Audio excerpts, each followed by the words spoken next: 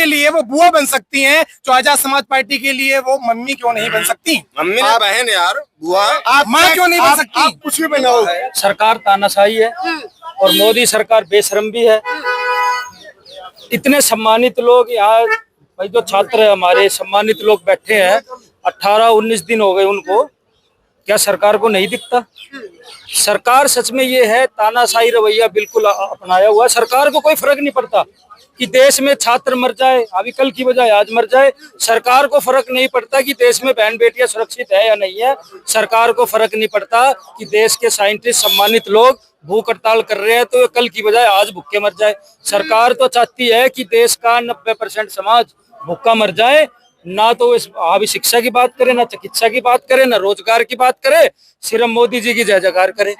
ये चाहती है भाजपा सरकार। तो लेकिन अन्ना हजारे जब अनशन पर बैठे थे तो कांग्रेस की पार्टी थी, उस सरकार थी, उसने 11वें दिनों जो है कि घुटना टेक दिए थे। लेकिन 18 दिन हो गया, वो भी सोनम वांगचुक बैठे हुए हैं धरने पर, अनशन पर आज 18 दिन हो गए। लेकिन सरकार क्या चाहती है कि सोनम वांगचुक ऐसे ही मर जाए? देखिए, नैतिकता की बात है। ये वही देश है जब एक अगर रेलवे का कुछ हादसा हो गया तो यहाँ रेल मंत्री को देखा हमने कि उन्होंने रिजाइन कर दिया। आज देश की रीढ़ है भाई, छात्र पेपर लीक हो रहे हैं और एक बार नहीं लगातार हो रहे हैं। क्या सरकार की जिम्मेदारी नहीं है? क्या धर्मेंद्र प्रधान वो भाई सरकार से बहुत ऊपर हो गए? नैतिकता के आधार पर इस्तीफा देना चाहिए। अगर उनके अंदर कुछ छात्रों के प्रति भाई जिम्मेदारी बनती है, देश के प्रति जिम्मेदारी है, तो रवैया उनका ये गलत है, तानाशाही वाला। यहाँ आके माफी भी मांगनी चाहिए। जो 22 छात्र मारे गए हैं और जो यहाँ भूख हड़ताल पे है, सह सम्मान मांग माननी चाहिए और धर्मेंद्र प्रधान को इस्तीफा देना चाहिए। भीम आर्मी इनका समर्थन करती है और जहाँ तक होगा भीम आर्मी सड़कों पर होगी। लेकिन राजनाथ साफ तौर पे कह दिए हैं कि हमारे में इस्तीफा नहीं होता है। इस्तीफा नहीं होता तो आप फिर कैसे भविष्य बना सकते हैं भारत का? मोदी जी ये कहते हैं कि हम भाई बताओ स्टार्टअप लाएंगे, देश को आगे बढ़ाएंगे। जब छात्र इस देश में रोडों पे बैठे हैं, साइंटिस्ट रोडों पे बैठे हैं, भूखे मर रहे हैं, इस देश की महिला सुरक्षित नहीं है, तो आप इस देश को कैसे आगे बढ़ा सकते हैं? सिर्फ आप 3% लोगों को तो आगे बढ़ा सकते हैं जो भाई जिनकी आप चाटुकारिता करते हो, वे तो भाई आगे बढ़ेंगे। 90% आज भी समाज गर्त में है, 90% समाज आज भी भूखा मर रहा है, 90% समाज आज भी रोजगार के लिए दर दर भटक रहा है। आज बहन बेटियां सुरक्षित नहीं है भारत देश में। अगर मोदी जी अगर डंका फूक के पूरे देश में बाहर जाकर वर्ल्ड में कि भारत देश बड़ा सुरक्षित है, तो आगे देखे ना या भाई हकीकत लोगों को पता चले कि देश के अंदर महिला सुरक्षित नहीं है। अगर महिलाओं के साथ कोई एक्ट्रोसिटी हो जाए तो इनकी पुलिस लाठी मारने का काम करते हैं। एक जिम्मेदार जो है इनके अधिकारी, वे जो हमारी बहन बेटियों को गाली गलौज करते हैं, मारते हैं, तो ये देश की सच्चाई है। लेकिन एक सवाल है मेरा आपसे कि जिस तरीके से अभी आपने कहा कि सबसे ज्यादा शोषण जिस समाज का, और आपने समाज की बात की, लेकिन वही समाज आज भी सबसे ज्यादा बीजेपी को वोट देते हैं, ऐसा क्यों? देखिए, ये तो पूरा देश, अभी कलकत्ता में भी देखा 4 से 5 हजार जो मशीनें थी चलाई गई। अगर ईवीएम ना हो तो जनता तो बताओ इनको पंचायती चुनाव भी ना जिताए। ये सिर्फ एक भ्रम है जो हमारे लोगों में फैलाया गया कि सारा ही देश बीजेपी को वोट दे रहा। ईवीएम अगर देश से चली जाए तो एक पंचायत राज का चुनाव भी नहीं जिता पाएंगे भाजपा के लोग, ये सच्चाई है। और हम तो भाई आवाज भाई सारी जगह लेके जा रहे हैं। भाई ईवीएम हटाओ, महिलाओं की बात करते हैं, भाई अभी छात्रों की बात करते हैं, तो भीम आर्मी तो सबके साथ खड़ी है। जहां अन्याय अत्याचार होगा भीम आर्मी का एक एक सिपाही रोडों पर होगा। लेकिन आपका समाज तो जो है बीजेपी को वोट कर रहा है, हर जगह से वो सुनने में आता है। सर, मेरे समाज के वे लोग हैं जो बहुजन समाज की नींव रखी, जिन्होंने मान्यवर दीना बाला वाल्मीकि साहब, मान्यवर ओम प्रकाश वाल्मीकि साहब, मान्यवर भगवान दास साहब। अगर कुछ आदमी की वजह से समाज को आप गिनती नहीं कर सकते। मेरे समाज आज अगर शिविरों में मर रहा है तो आप ये समझिए उस समाज की मजबूरी क्या होगी। उस समाज की मजबूरी ये है कि आज भी वो समाज अपनी 2 रोटी कमाने के लिए शिविरों में उतर रहा है। ये देश की सच्चाई है। लेकिन आपने जिस तरीके से अभी समाज की बात करी, बाबा साहब ने कहा था कि जो काम आपको नीच बनाता उस काम को सबसे पहले छोड़िए। तो वही समाज की आप बात कर रहे हैं, वही समाज फिर ये काम क्यों नहीं छोड़ता? देखिए, ये बात सच्चाई है कि जो समाज जागरूक होगा वो लड़ेगा। भाई हमारा एक बहुत बड़ा समाज है, बहुत बड़ा तबका है जो आज भी आज भी संघर्ष करने लगा है, पढ़ने लगा है, बाबा साहब के नाम को जानने लगा है, माननीय दीना वाल्मीकि साहब को जानने लगा है, ओम प्रकाश साहब को पढ़ने लगा है और भाई करवट लेने लगा है। और ये पढ़ने के बाद आपस में जातिवाद करने लगा है। देखिए, अगर हम भाई डॉक्टर अंबेडकर साहब के न्याय है तो बाबा साहब ने तो कहा था कि जाति का विनाश जरूरी है इस 90% समाज के लिए। अगर हम जाति को सपोर्ट करेंगे तो हम बाबा साहब के मिशन को धोखा देंगे, ये सच्चाई है। हमने जातियां लेके नहीं चलनी। भीम आर्मी के लोग बहुजन समाज का निर्माण करने पे लगे हुए हैं। यहाँ हमारे बीच में, आपके बीच में जाट समाज भी खड़ा है, गुज्जर समाज भी खड़ा है, यहाँ तो कठेरिया समाज भी खड़ा है, वाल्मीकि समाज भी खड़ा है, चमार समाज भी खड़ा है। यही तो देश का निर्माण करना चाह रहे हैं हम, कि पूरे देश में सारे समाज को एक जगह लाके बहुजन समाज का निर्माण करा जाए। हम कोई बीजेपी की तरह थोड़ी है, भाजपा की तरह कि भाई सिर्फ एक समाज को तो टारगेट कर ले और भाई डर दिखा के वोट पाले उसका। ये देश सबका है, ये देश किसी की बपोती नहीं है। इस देश में हमारा खून शामिल है। इस देश के अंदर जो आज कब्जा करके बैठे हैं ना 3% समाज, जल्द ही एडवोकेट सांसद चंद्रशेखर साहब के नेतृत्व में बदलाव होगा, बहुत जल्द दिखेगा। अच्छा, चंद्रशेखर आजाद जी ने 20 तारीख को लेकर के एक बड़ा आह्वान किया है कि 20 तारीख को वो भी संसद का घेराव करेंगे और 20 तारीख को न्याय दिलवाएंगे इन लोगों को। अगर इन लोगों को न्याय नहीं मिलता तो फिर आप लोग क्या करेंगे? क्योंकि अगले दिन 21 तारीख को उन्होंने एक नया उदय, सूरज का उदय बात करी। देखिए, मैं तो ये कहूंगा, दिल्ली 2-2, 3-3 बार झुका रखी है हमने, चाहे वो गुरु घर आंदोलन हो, 2 से 2.5 लाख लोग वहां भी सड़कों पे थे। तो दिल्ली अगर सोच रही है कि हम तानाशाही दिखाएंगे तो दिल्ली को सबक है ये, कि दिल्ली जब तानाशाही दिखाएगी, जब भीम आर्मी के लोग उनके सामने खड़े हैं। और ये तो हमारे महापुरुष कह गए हैं कि संसद आवारा हो जाएगी अगर रोड खाली हो गए, तो भीम आर्मी के लोग रोडों पे रहेंगे और अपने छात्रों के साथ, बहन बेटियों के लिए लड़ेंगे। संदीप जी कैसे देखते हैं मेरठ की घटना को? मेरठ की घटना को ये देखते हैं कि संविधान का सरासर ये वही उल्लंघन करा गया है। वहाँ एक जिम्मेदार जो अधिकारी होता है वो यूपीएससी करके आता है, अभी पेपर पास करके, और उसको मेरा ये मानना है कि भारत देश के अंदर, पूरे वर्ल्ड के अंदर सबसे टफेस्ट एग्जाम होता है यूपीएससी का। आपको समझाया जाता है कि सामने अगर लाखों की भी भीड़ हो तो कैसे समझाया जाए।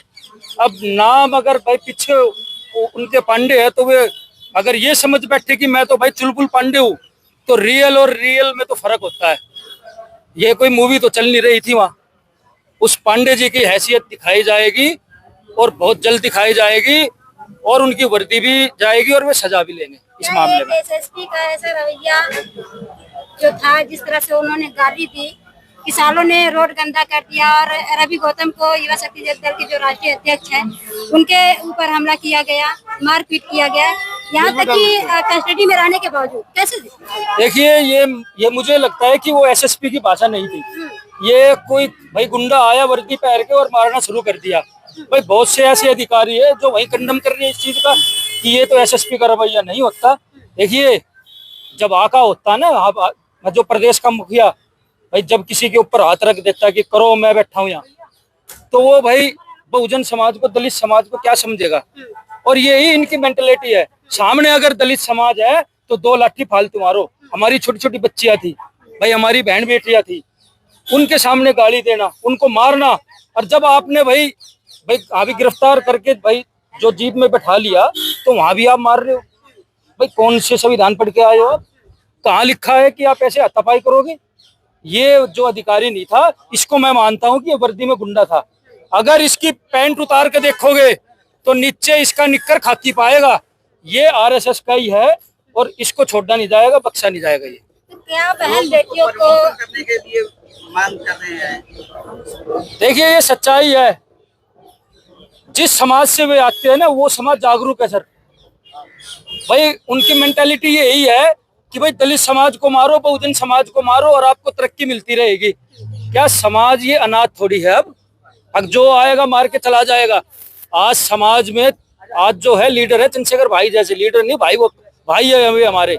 और जहां भी कोई ऐसी घटना होगी तो चंद्रशेखर भाई का एक सिपाही वही मौजूद होगा। और वो तो शुक्र मनाओ भीम आर्मी का कोई कार्यकर्ता नहीं था वहाँ, ना तो एसएसपी साहब की गुंडे ही वही लिकाड़ देते हम तो। अगर आप तमीज में रह के बात करोगे तो आपको तमीज मिलेगी। अगर आप बदतमीजी करोगे तो आपको वैसे ही जवाब दिया जाएगा। जो आरोपी है वो खुला घूम रहा है, जो न्याय के लिए वहाँ पे पहुँचे, जो अधिकार बहन बेटी के लिए अधिकार के लिए वहाँ पे पहुँचे, उनको अरेस्ट कर लिया जाता है, उनको जेल में डाल दिया जाता है। देखिए, कुछ दिनों के लिए सच्चाई को तपास तो सकते हैं, छुपा नहीं सकते। ठीक है, देर हो सकती है, लेकिन मैं आपको कह रहा हूँ वो जो एसएसपी भर्ती जाएगी उसकी, और जो हमारे जितने जो संगठन के लोग हैं वे बाहर आएंगे, सह सम्मान आएंगे, और ये जो एसएसपी के अंदर जातीय कीड़ा भरा हुआ है उसको मुंह तोड़ जवाब देने का भी काम करेंगे। न्यायपालिका जिंदा है देश के अंदर, न्यायपालिका है, और हम भाई संविधान को मानने वाले लोग हैं, संविधान से चलेंगे। थोड़ी देरी होगी लेकिन भाई सबका होगा हिसाब मजबूत। तो क्या लगता है लोकतंत्र खत्म हो चुका है? लोकतंत्र अगर है तो मैं ये चाहूंगा कि मनुवादियों के लिए ये है, वे बच रहे हैं इस टाइम। अगर संविधान हमने थोड़े टाइम के लिए अगर ताक पर रख दिया तो वे नहीं बचेंगे, फिर ये मैं लिख के दे रहा हूँ। बता रहे हैं भैया जी जब उठ गए हैं वहाँ 13 लोगों को इंसाफ मिल चुका है। देखिए सर, मैं तो ये कहूंगा वे कौन लोग हैं जरा बताएंगे आप, मुझे इस चीज की जानकारी नहीं है। लेकिन देश में जब संविधान लिखा गया था तो यही था कि कोई दोषी फंसे ना, और जो दोषी है वो भाई जेल के अंदर जाएगा, जो दोषी नहीं है वो फंसे नहीं। तो यही तो भारतीय संविधान की खूबसूरती है। देरी जरूर होगी लेकिन जो अपराधी है, जो पांडे जैसे नालायक अधिकारी है, वे अभी फंसेंगे जरूर, बचेंगे नहीं वे। अपराधियों को और रेपिस्टों को मालापूर्ण स्वागत किया जा रहा है, आप कह रहे हैं बचेंगे नहीं। देखिए, भाजपा राज में यही तो विडंबना है। हमें गुजरात का भी पता है जी, भाई गुजरात के अंदर एक बहन को हमारी का रेप हुआ, जब हम छोड़ने गए तो फूल मालाओं से स्वागत हुआ। हाथरस में हमारी बहन जी है, भाई आज भी सरकारी नौकरी देने की कही थी, भाई आज भी आर्थिक मुआवजा देने के लिए कहा था, कहाँ है सरकारी, भाई क्यों नहीं दे रहे। तो मैं तो ये कहूंगा कि भाजपा राज में बेटियों को बचा लो भाई। ये वे गुंडे हैं जो वोट आपकी लेंगे और आप ही की बहन बेटियों की तरफ गलत नजर से रखेंगे, नोचने का काम करेंगे, ये वे गुंडे लोग हैं। और मैं तो ये कहूंगा कि 90% समाज में जो अंगड़ाई है, मैं तो यही कहूंगा अपील कि चंद्रशेखर साहब को मजबूत करें। एक नेता ऐसा है जो पूरे देश में आपके मान सम्मान की लड़ाई लड़ रहा है। जिस दिन चंद्रशेखर भाई मजबूत हो गए, कोई आदमी मारा नहीं जाएगा, बहन बेटियां सुरक्षित हो जाएगी। आप चंद्रशेखर को मजबूत करने की बात कर रहे हैं, वहीं विपक्ष की अगर हम बात करें बीएसपी, वो अब चंद्रशेखर को टारगेट करते हुए नजर आ रही है, ऐसा क्यों? देखिए, मेरा ये मानना है, जब मान्यवर काशीराम साहब थे तो उन्होंने आरपीआई भी देखी, डॉक्टर अम्बेडकर साहब की पार्टी थी वो, तो बदलाव के लिए उन्होंने फिर वाम से भाई DS4 का गठन किया, बहुजन समाज पार्टी बनाई।